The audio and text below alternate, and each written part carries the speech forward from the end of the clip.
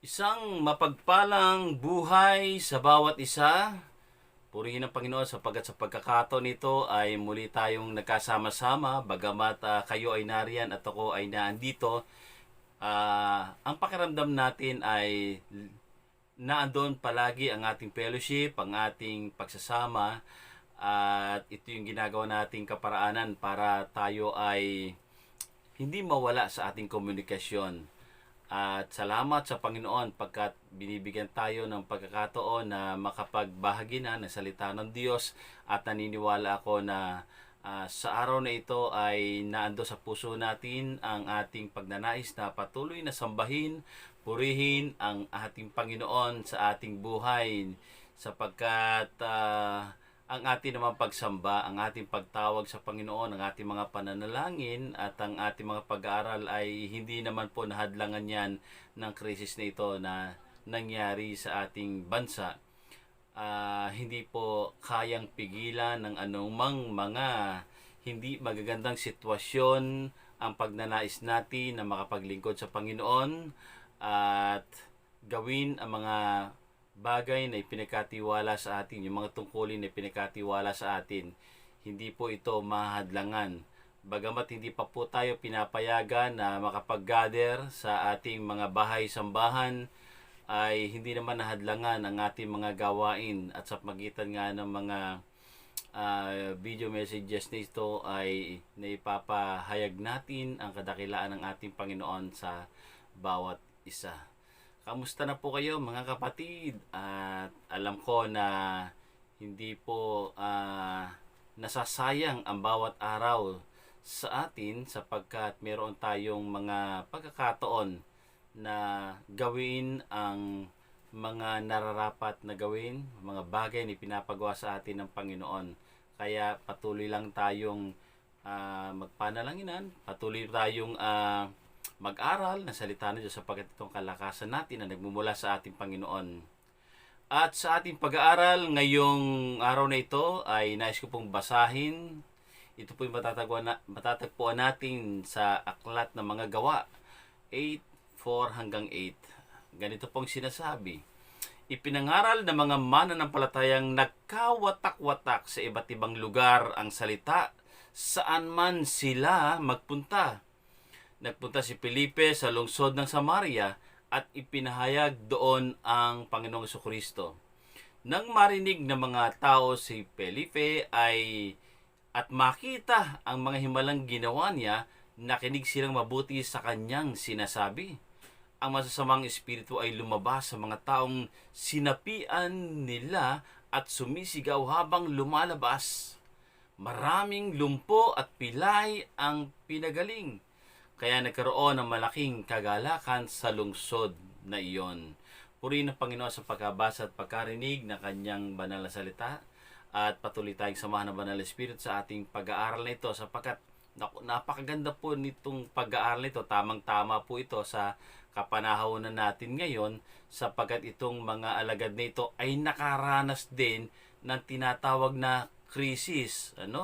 Kaya lang, kakaiba yung kanilang mga karanasan noong panahon na iyon, sapagkat ang karanasan nila, sila ay pinag-usig. Okay, pinag-usig sila, itong mga alagad ng ating Panginoong Hesus, sapagkat ipinangangaral nila ang muling pagkabuhay ng ating Panginoong Hesus. At itong muling pagkabuhay na ito ay maraming naniwala, maraming mga kung saan ay sumama sa kanila. Kaya naman nabahala ang mga religious leader noong panahon na iyon. Kaya naman sa pangunguna nitong si Saulo, sila ay pinag-usig, at ang bawat mahuli ay ikinukulong, pinaparusahan. Kaya naman itong mga alagad ay umalis ng bahay, umalis sila ng Jerusalem, at sila ay nagpunta sa iba't ibang bayan at sa iba't ibang bansa. Sila ay nangalat sa buong mundo. Okay, kung saan-saan sila napapunta.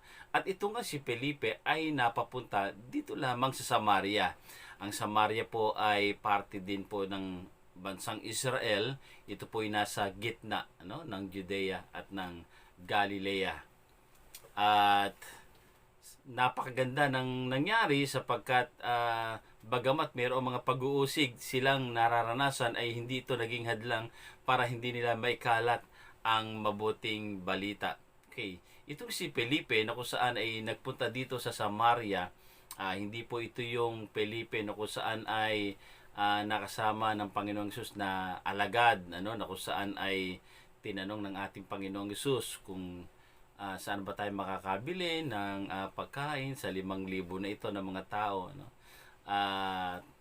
Ang Pilipina ito ay isa sa mga pinili at hinirang nitong mga alagad na kung saan ay pumili sila ng mga puspos ng banal na espiritu na may karunungan, at itong si Felipe ay sa 7 siya ay nakasama. Sila po yung mga itinalaga na kung saan ay nagpapakain sa mga babaeng balo at sa mga may hirap, sapagkat ito'y tungkulin na kung saan ay ipinagkaloob sa kanila nung sila'y hirangin nitong mga alagad. Siya po ay isang Greek-speaking Jew na kung saan ay puspos ng banal na espiritu at karunungan nagbumula sa ating Panginoong Diyos. At sa kanyang pagtungo dito sa Samaria, na kung saan ay sinabi ko nga kanina, gitnang parte ng Israel. Okay, alam naman natin na itong Samaria ay ito po yung dating capital ng Northern Kingdom of Israel nung panahon na kung saan nahati ang kaharian ng Israel.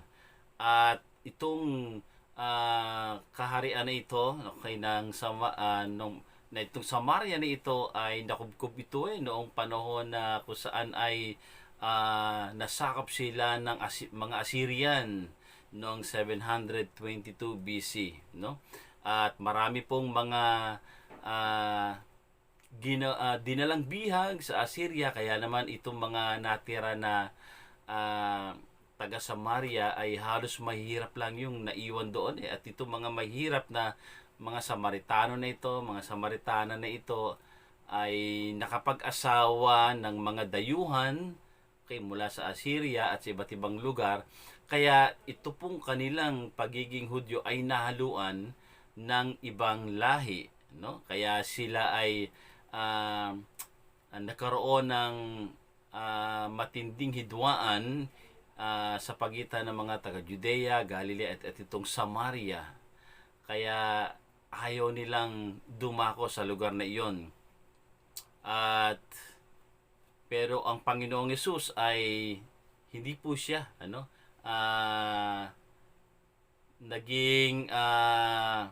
hindi po siya nakitaan ng kung saan ay umiwas dito sa mga Samaritan na ito.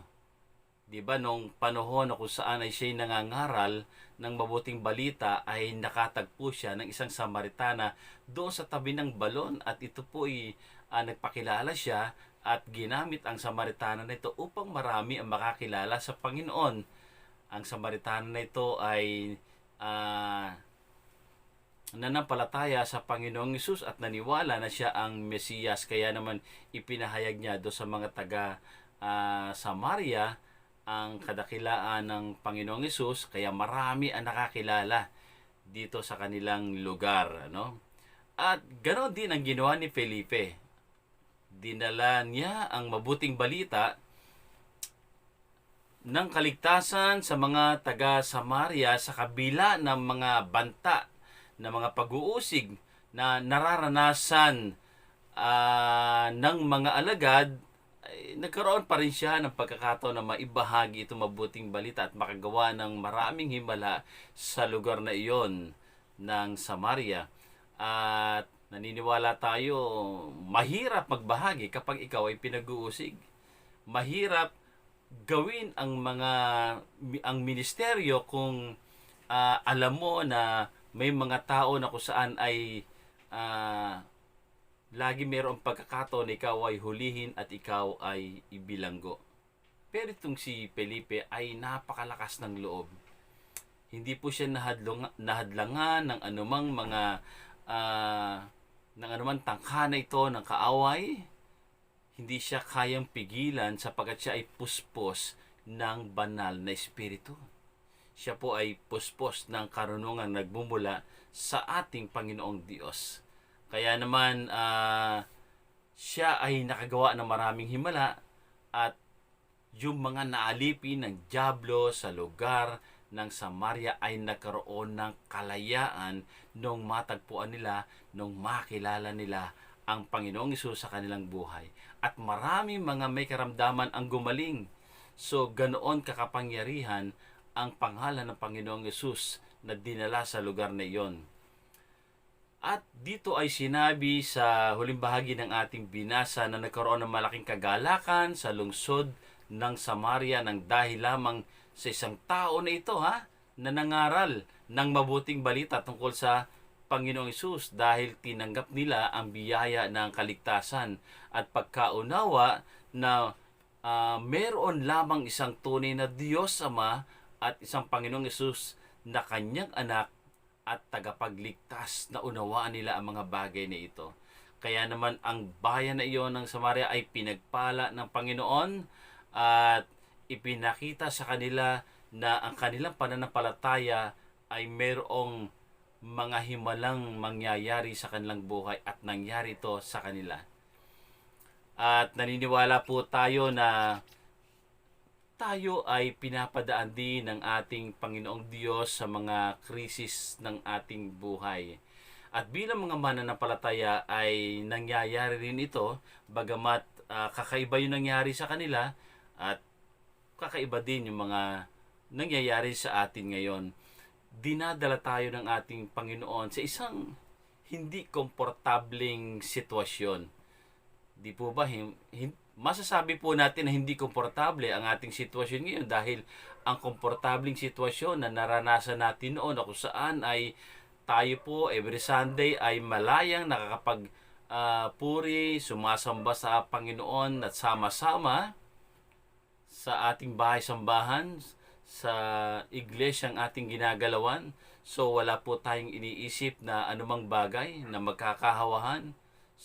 Yun po ay isang napakagandang sitwasyon, isang komportable. Pero itong nangyayari sa atin ngayon, hindi po ito komportable sa bawat isa sa atin.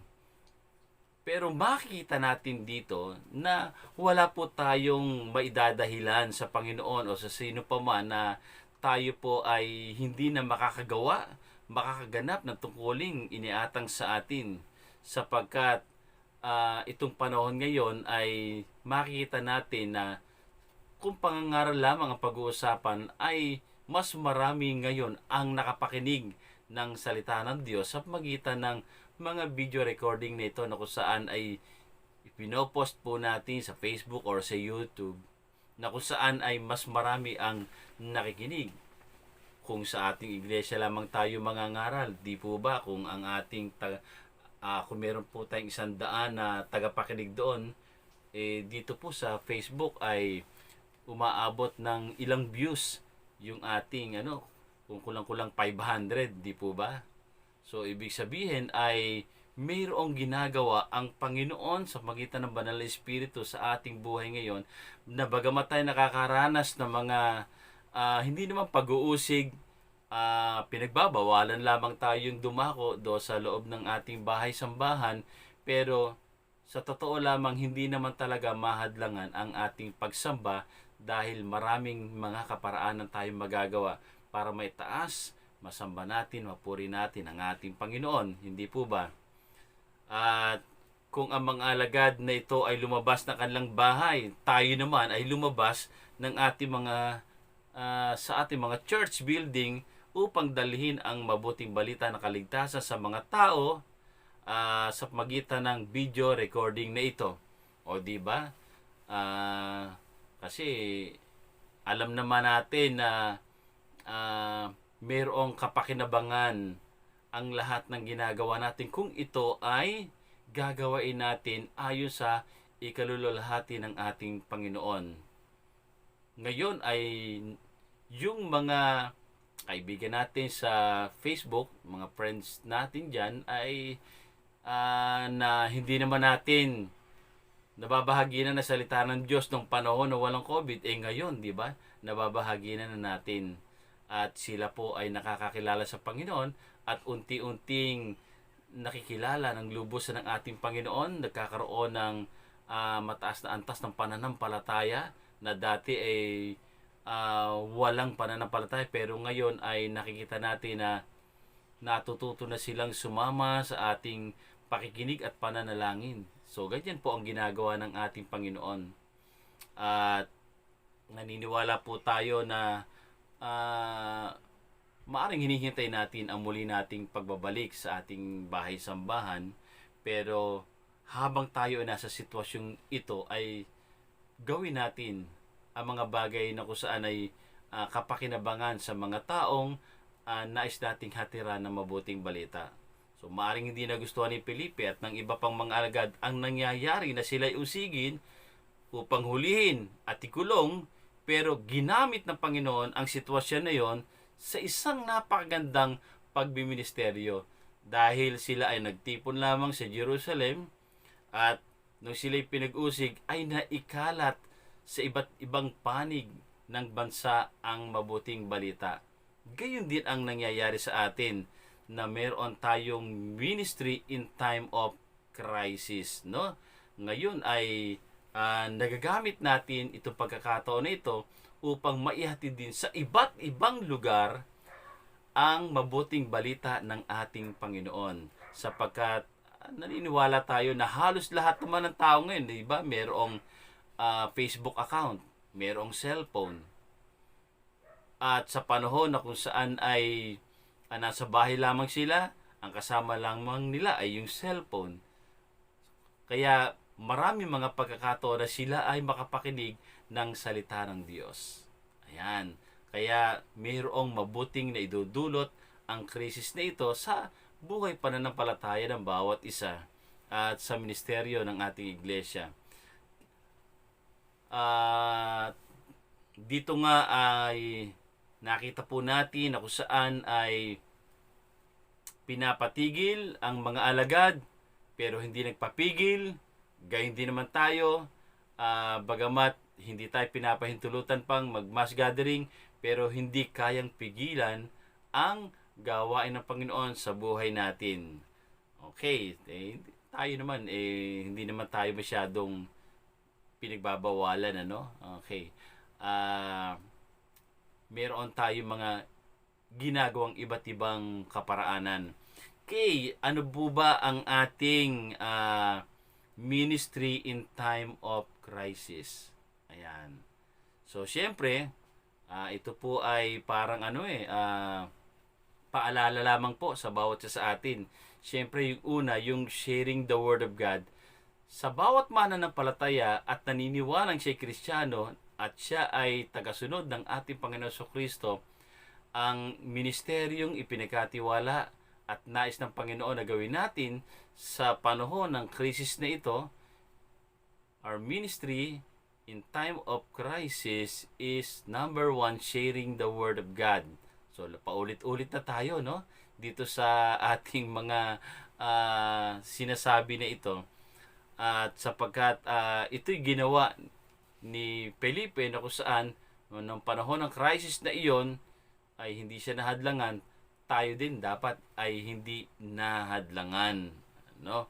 Sapagkat naniniwala po tayo na ito po'y isang napakagandang kaparaanan na kung saan ay maabot natin lahat ng mga tao na kung saan ay gusto nating abutin. Ayan, kapag isinare natin ang mga pangangaral na salita ng Diyos, ay parang tayo na ang nagbahagi sa kanila. Bagamat hindi ikaw ang nagsasalita, pero dahil ikaw ang nag-share sa kanila, para mo na rin inihatid sa kanila ang pag-ibig ng ating Panginoong Hesus, ang pagbabahagi ng kaligtasang nagbumula sa Panginoon. O di ba? So ibig sabihin na bagamat hindi tayo ang nag-share ng word, pero nakapakinig tayo, nakapanood tayo, tayo ay lumakas sa ating pananampalataya, and then ikinilik natin yung share doon sa mga kaibigan natin o sa kamag-anak natin, upang nais nating sila makaunawa rin ng daan ng kaligtasan na nagmumula sa ating Panginoon. Nangangahulugan yun na nagpagamit ka sa Panginoon dahil ibinahagi mo sa kanila ang daan ng kaligtasan, ang pag-ibig ng ating Panginoon, ang mga bagay na kung saan ay dapat nilang matutunan mula sa banal na kasulatan.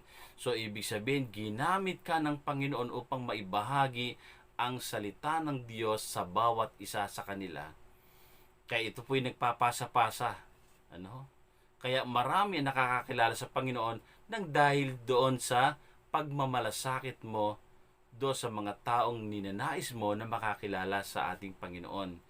Sharing the Word of God ay napakadali na ngayon. Noong unang panahon, talagang ito ay pinag-aaralan pang mabuti, iba't ibang kaparaanan para maibahagi ang salita ng Diyos. May pinag-aaralan pa yung evangelism explosion, yung mga 4 spiritual laws, para lamang ito ay pag pinag-aralan mo ay maibahagi mo sa iba, ikaw mismo ang magsasalita para makakilala sa Panginoon. Ano?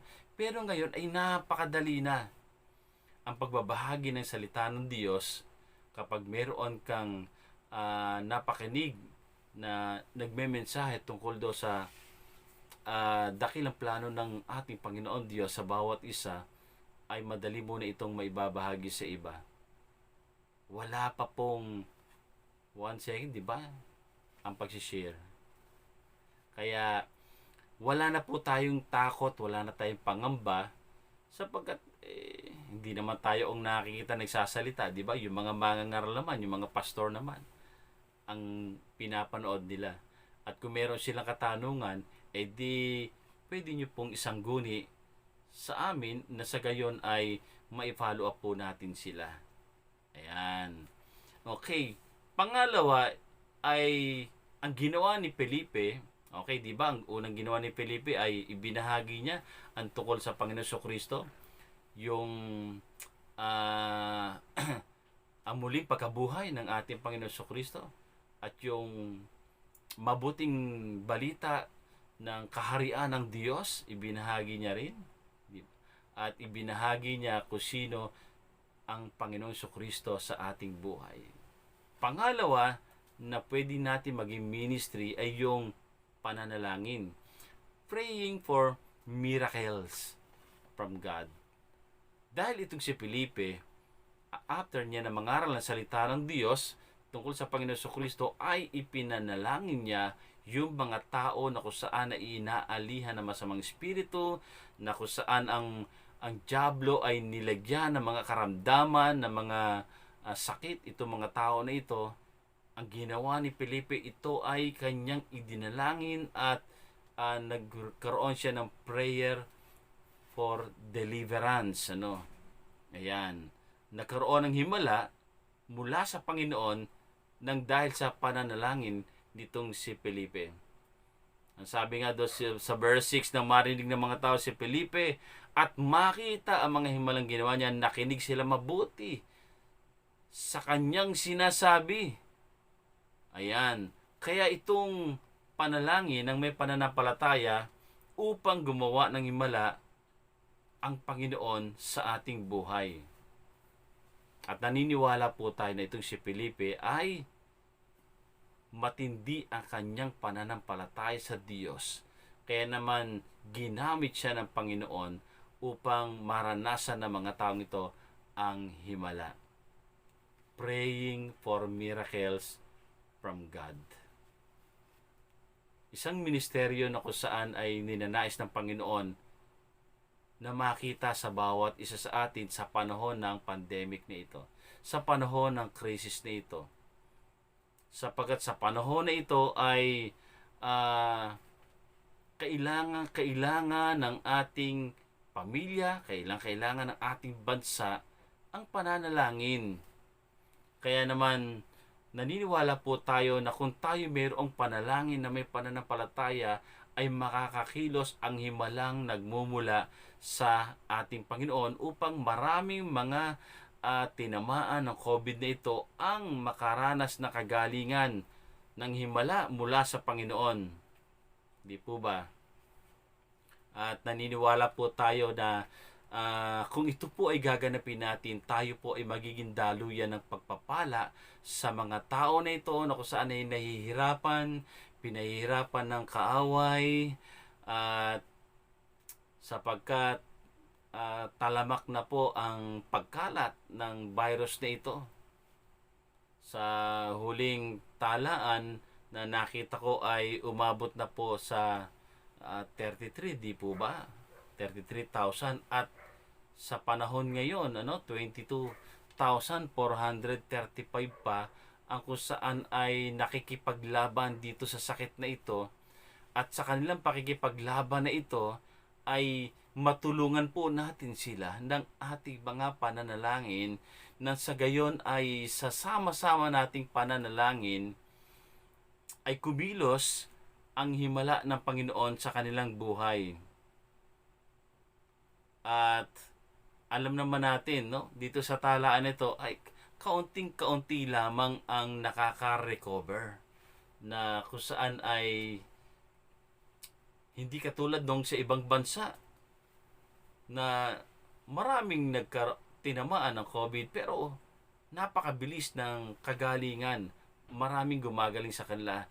Pero sa atin ay napakabagal po ng mga gumagaling. Kaya ang kailangan po dito yung tinatawag na praying for deliverance. Sabi dito sa verse 7, ang masasamang espiritu ay lumalabas sa mga taong sinapian nila at sumisigaw habang lumalabas. Maraming mga lumpo at pilay ang pinagaling. Kaya sa panahon natin ngayon ay maraming mga kababayan din natin ang naparalyze. Hindi po sila makakilos dahil sa gawa ng kaawan nito na nakapasok sa kanilang katawan. Kaya naman hindi makagawa ang mga taong ito sa layunin ng Diyos sa kanilang buhay. Kaya naman tayo, habang tayo ay naghihintay na mawala ang COVID na ito, na kung saan ay ginawa ng kaaway, magkaroon po tayo ng patuloy na pananalangin upang wasakin at palayasin ang lahat ng gawa ng kaaway na ito para sa ating mga kababayan at sa mga tinamaan sa buong mundo na ito. Sapagkat maraming mga bansa ang tinamaan din ng COVID na ito. Nakikita ko po sa mga nakapost sa Facebook, sila po ay nananalangin din. Marami mga nananalangin, nakikita ko nasa taas ng building, idinadalangin yung mga hospital, mayroong mga nananalangin sa mga karsada, nananalangin sa iba't ibang lugar, sapagkat naniniwala sila na ang kapangyarihan ng Diyos ay may kakayanan na gumawa ng himala sa buhay ng mga tao na ito, na kung saan ay nagkaroon ng mga karamdaman. Ang ministeryo ng pananalangin ay napakahalaga sa panahon natin ngayon. Dahil naniniwala tayo na prayer changes everything. At naniniwala tayo, mas mabilis ang recovery, na kung saan mas marami ang nananalangin.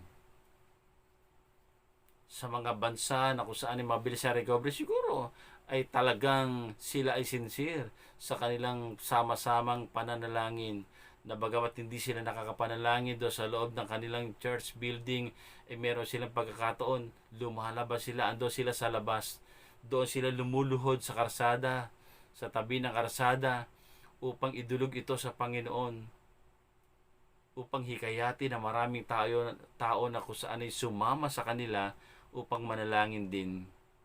At maipanalangin din po natin ang mga nasa government, ang mga frontliners na kung saan ay nagpapakahirap para ayusin ang mga bagay nito sa ating bansa.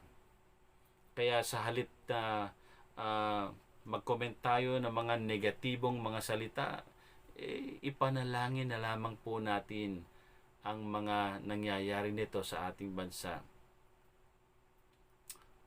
Maging makatotohanan at maging tunay at maging mabisa ang ating pananalangin para kumilos ang himala ng ating Panginoon. Meron kasi mga panalangin na kung saan ay mga maling panalangin na kumisan ay naririnig ko sa mga TV station na sa halip na direktang tumawag sa Panginoong Diyos, sa ating Diyos Ama, ay kung sino-sino pang mga tinatawag ng mga namatay na at nagsasabing ipanalangin mo kami, ipanalangin mo kami.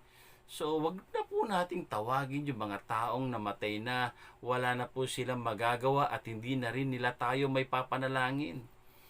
Tayo po ay binigyan ng authority, ng karapatan ng ating Panginoong Diyos upang tayo makatawag sa Kanya ng Ama ko at direkta tayo makatawag sa ating Diyos Ama sa pangalan ng Panginoong Jesucristo. Sapagat tayo ay pinalaya na, tayo po ay nagkaroon na ng komunikasyon sa ating Diyos Ama sa pamamagitan ng ating pananampalataya sa ating Panginoong Jesucristo.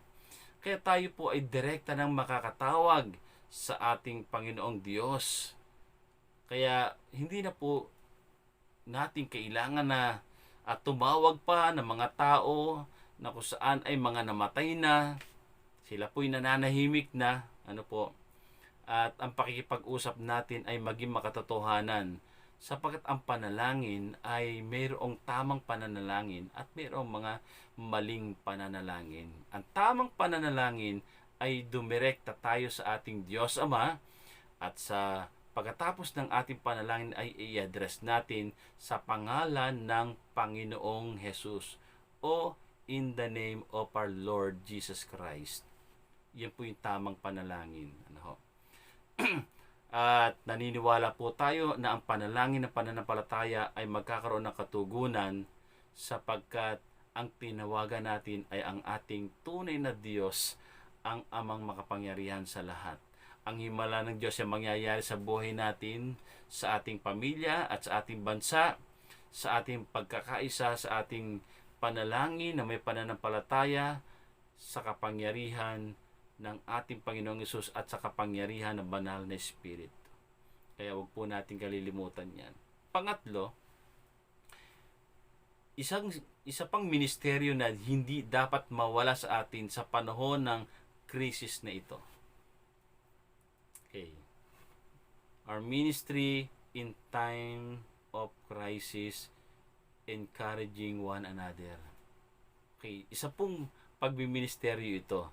Ito pong pagbibigay ng kalakasan sa bawat isa. Okay, be an encourager in times of crisis. Katulad ni Barnabas, na kung saan ay tinawag na the encourager, na kung saan ay nagbigay ng kagalakan sa bawat isa. Yung nakita ni Barnabas na yung mga kapatiran ay naghihirap, siya po'y nagbenta ng kanyang pag-aari o mga ari-arian upang maipamahagi sa mga nangangailangan. Okay. At siya rin po ang nag-encourage kay Pablo at naging kasakasama niya sapagkat marami pong hindi naniwala kay Pablo. Be an encourager in times of crisis. So, after na may share ni Felipe ang tungkol sa kaharian ng Diyos at sa muling pagkabuhay ng Panginoong Hesus at maraming na-deliver, nakalaya ng mga taga-Samaria sa kanilang pagkagapos sa kaaway, marami ang gumaling, marami ang pinalaya, at marami ang nagbalik loob sa Diyos at napuspos ng kagalakan ang mga tao doon. Ayan. Ang sabi doon sa verse 8, kaya't nagkaroon ng malaking kagalakan sa lungsod na iyon. Okay, isipin po natin malaking kagalakan. So, ibig sabihin, hindi pa nila ito nararanasan nung hindi pa nila nakikilala ang Panginoong Hesus at hindi nila nararanasan ang himala sa kanilang buhay. Kaya sa panahon ng krisis na ito, marami ring mga tao ang alam natin na lubhang nasugatan, na pinahirapan, nagkasakit, nalungkot, natakot, nabalisa, nangamba, nag-alinlangan o maaring na-stress or maaring na-depress dahil sa mga nakikita nila, nararanasan nila, napapakinggan nila, at maaring yung mga tao ay apektado rin yung kanilang pamilya o maaring iba'y namatayan na ng kanilang mga mahal sa buhay. So, wag na po nating dagdagan pa ang mga kabigatan na nararanasan ng ating mga kababayan sa mga pagsasalita ng mga negatibo at hindi nakakatulong sa kanila, kundi tayo po ay magbigay ng words of encouragement sa kanila. Di po ba? Mas maganda po ito kaysa sa may nakita kang hindi mo nagustuhan, nag-comment ka ng negatibo or binash mo yung mga nag-post doon dahil feeling mo sobrang talino mo at alam mo na ang lahat ng bagay sa mundong ito na hindi ka na nagkakamali at alam mo ang lahat, ano. So, nakakalungkot naman kung puro bash na lang yung ating mababasa o maririnig or mababasa doon, okay? Hindi ba pwedeng puro good vibes na lang tayo, okay, sa ating mga komento? Sapagkat ang nais po natin ay, okay, makita sa bawat isa sa atin yung nais ng Panginoon na gawin natin. Tayo'y maging daluyan ng kalakasan. Tayo'y maging daluyan ng kagalakan ng bawat isa. Or maging pagpapala. Okay, kaya wag nating hayaan na ang pagmamalasakit ay hindi makita sa atin, kundi ito'y palaging makita sa atin do sa mga taong nais nating hatiran ng kagalakan. Sapagkat ang gusto po natin na may padama sa kanila ay yung madagdagan ang kanilang mga ngiti, yung kagalakan sa puso, nang sa gayon ay maibsan kahit papaano ang kanilang kahirapan na nararanasan. At sa mga ganitong kaparaanan ay may papadama natin ang pag-ibig sa kanilang buhay. Di ba? Ang sabi po sa Psalms 51 verse 12, "Restore to me the joy of your salvation and uphold me by your generous spirit." Ayan. So, kailangan nating magpalakasan. Okay? At lalakas ang loob natin, mapupuspos tayo ng kagalakan kung meron tayong katiyakan ng kaligtasan sa ating buhay. Hindi po ba? At naniniwala po tayo na tayo ay mas maganda na maging daluyan ng pagpapala sa bawat isa. Pwede po ba nating pasayahin yung mga tao sa paligid natin? O pasayahin natin yung mga tao sa magitan ng ating mga comment, ano? Yung iba nga, 'di ba, nagti-TikTok para makapagbigay ng kasiyahan sa iba o sa mga manonood ng kahit paano ay maibsan yung mga kalungkutan kahit panandalian lamang. So natuwa tayo, nasiyahan tayo sa kanilang mga pagti-TikTok, ano. Kaya lang ito po'y panandalian lamang na kasiyahan o katuwaan. Ang gusto natin ay makapagbigay tayo ng panghabang buhay na kagalakan sa magitan ng pagbabahagi sa kanila na salita ng Diyos upang sila magkaroon ng katiyakan ng kaligtasan sa kanilang buhay. Ayan, magkaroon ng katiyakan ng buhay na wala hanggan para naman kung sakaling hindi matapos ng COVID na ito, payapa ka pa rin. Kung sakaling malapit na nga dumating ang paggunaw ng mundo na ito, no? Na kung saan ay sinasabi ng iba, malapit ng end times or malapit ng judgment day, wala po tayo pagkatakot sa ating mga sarili dahil naniniwala po tayo na kaya po nating harapin ang lahat ng ito dahil naniniwala po tayo na kasama natin ang Panginoon at hindi tayo pababayaan ng ating Panginoon. Amen po ba? Kaya mga kapatid, dalhin natin ang kapayapaan, kagalakan, kalakasan sa bawat kapatiran man natin o hindi po natin kapatiran sa pamagitan ng pagbabahagi ng salita ng Diyos, sa pananalangin natin sa kanila na kung saan ay may padama natin ang pag-ibig ng Diyos sa kanilang buhay na kung saan ay naghahari sa atin. Diba? Ang sabi nga sa isang awitin, "The joy of the Lord is my strength." Kapag tayo puspos ng kagalakan, lumalakas po tayo. Dahil kung masisiyahan ang puso ng bawat isa, mawawala ang anumang pangamba sa araw-araw dahil naandito sa puso niya ang pananampalataya sa ating Panginoon. Alam niyo po, nung nagsimula ang COVID nito, marami sa atin ang tila ba nangamba. So maraming naging katanungan sa ating buhay, pero dahil may mga kapatiran po tayo na laging nariyan, nagpapalakas ng loob sa bawat isa sa atin, nagpapaalala ng kanyang banal na salita. Mga kapatid natin na kung saan ay laging nariyan upang kung tayo man ay may mga problema, mayroong mga pangangailangan, sila po ay laging nariyan para sa atin.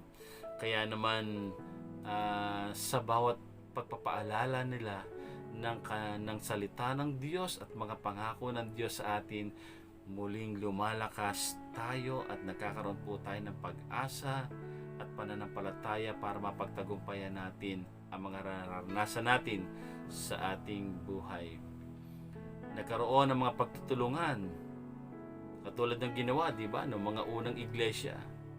Sa panahon ng krisis, sila mga kapatiran, sila ang nagtulungan. Ibinenta kanilang mga ari-arian upang ipamahagi sa lahat, upang walang maghihirap. Napakabuti ng ating Panginoon sa panahon na ito sapagkat dito tayo pinalalakas ng ating Panginoon. Kaya mga kapatid, huwag po natin kalimutan na sa panahon na ito, tayo po ay magbahagi ng salita ng Diyos, magpanalanginan at magpalakasan po tayo sa isa't isa. Pagpalain tayong lahat ng ating Panginoon. At tayo po ay sama-samang tumulog sa isang pananalangin. Tayo po ay manalangin.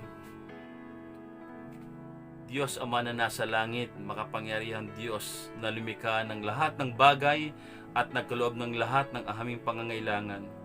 Kami po yung patawan kung hindi po namin nagagampanan ng tungkulin na iniatang mo sa amin nang dahil sa naaliw kami sa mga bagay sa sanlibutan na ito, sa aming mga pagkukulang at kahinaan. Kaya nakalimot kaming gawin ng mga pinakamahalagang bahagi sa aming buhay, ang may bahagi ng mga salita.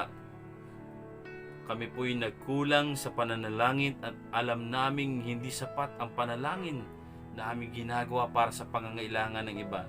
Hayaan mo po na muli kami mag-init sa aming paglilingkod at sa aming mga pananalangin at hindi kami mahadlangan ng krisis na ito, na kung paanong si Felipe ay nakagawa ng paraan para gawin ang ministeryo pinagkatiwala sa kanya, ay gayon din kami na makagawa ng paraan upang makapagbahagi, makapagpanalanginan at makapagbigay ng kalakasang mula sa Panginoon sa mga taong nakakaranas ng kabigatan sa panahon ng krisis na ito.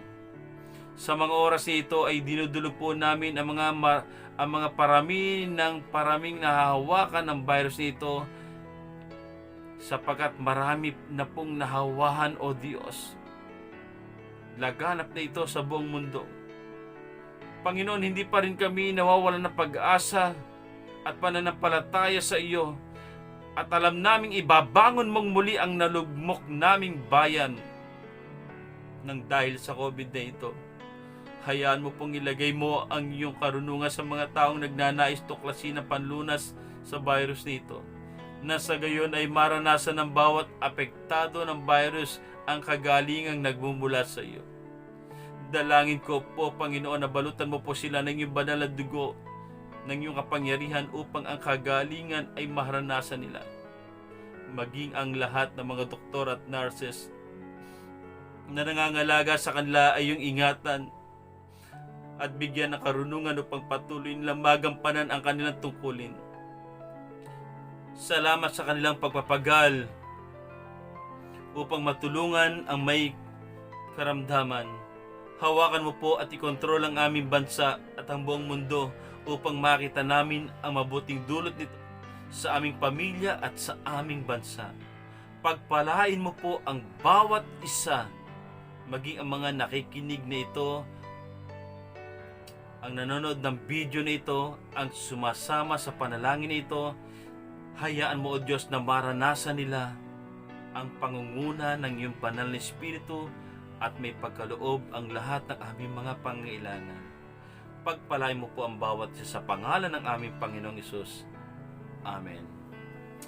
Maraming salamat sa inyong pagsama sa pananalangin na ito. At naniniwala ako na unti-unti na po nating mararanasan ang himalang nagmumula sa ating Panginoon. Pagpalain po tayong lahat ng ating Panginoon. To God be the glory.